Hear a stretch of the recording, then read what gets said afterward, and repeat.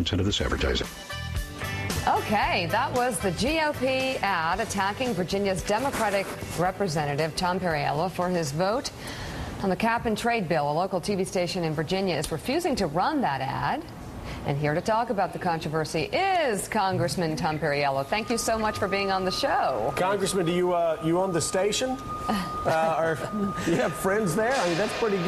Yeah, it helps. This is the thing. When you're using verifiably false information, that's not the way to have the debate. I'm happy to have this debate. I think this is one of the most exciting things we've done in a generation to deliver a blow to petro-dictators around the world and start investing those dollars back in American jobs back home.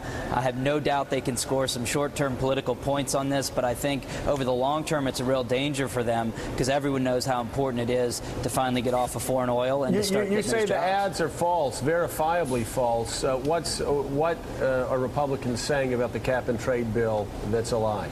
Well, in this particular ad, they actually compare projections about GDP loss and extrapolate that to a utility bill, which is just an apples and oranges comparison. What we know is that there's a lot of private capital up there waiting to be unleashed when they know what this new system's going to be. This system is a bold idea, but it's also a very free market idea. It's letting a tradable permit scheme decide the most efficient way to allocate this. Let me ask you what we asked the White House. Will any residents in your district or across America have higher energy bills because of this cap-and-trade bill you supported? Most may have lower bills, but some may have higher bills, but we're giving them the power to decide. This is going to put that incentive back on the consumer. And here's what choice I don't have right now. Well, let me ask you really quickly. Again, we need clarification because we didn't get it from the White House. Who is going to be paying more? Well, it depends on your consumption patterns. What we have now is a chance when I go to the gas pump, I don't have a choice. No matter what, my money is going directly to petro-dictators around the world. I don't like that choice. What's going to happen instead is those same dollars are going to be invested back here. And I will tell you, Joe, freedom isn't free. Since 9/11, we've asked everything of our military families, and we've asked pretty much nothing of the rest of us. So let me ask you again, getting back, it depends on your consumption patterns. Break it down for me. Is there a certain amount of energy, if I use a certain amount of energy and I go over a certain threshold, then I pay more? Well, the consumer rebates will be based on your income, so most working class and middle class folks will be getting more back on the consumer rebate than they would potentially be paying. This is also something where, as you know, the CBO figures, the independent figures that said no more than $12 a month impact on family or a postage stamp a day doesn't include anything for energy savings. So that's really a ceiling or a maximum on what we'd be asking of people. What district are you? Forgive me for not knowing this, but we've got a 3-hour show and we come in drunk before it starts. So what district do you represent in Virginia? It's southern and central Virginia. Conservative area. Sure. Good. Glad we have you on here. Are you concerned with some of the poll numbers in Ohio and some other swing states that suggest Americans are starting to get a little bit concerned about deficits, and actually a lot concerned about deficits and how big the government's expanding?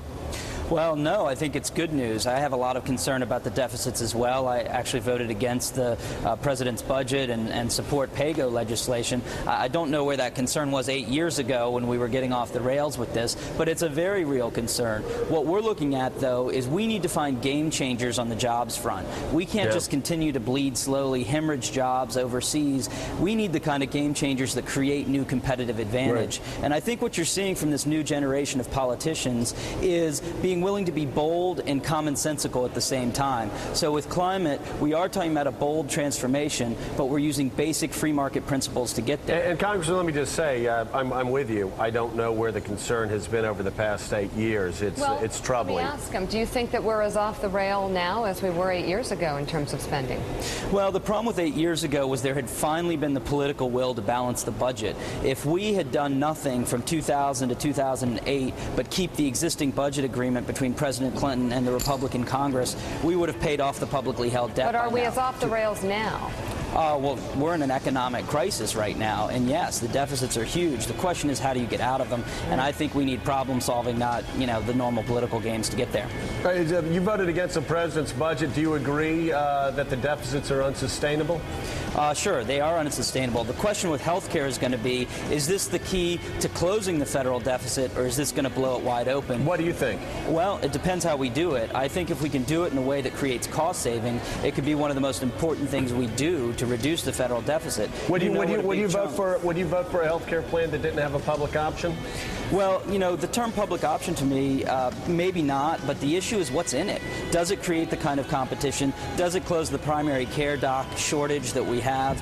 Does it get the kind of, move us from sickness care to health care and support the kind of preventative medicine where you and I know the real savings are? All right. Hey, Congressman, thank you for being with us. Nice to have you on. I appreciate it. Thank you so much. And you know, he's exactly right about our system. I don't care where you are ideologically. We have sickness care. Yes.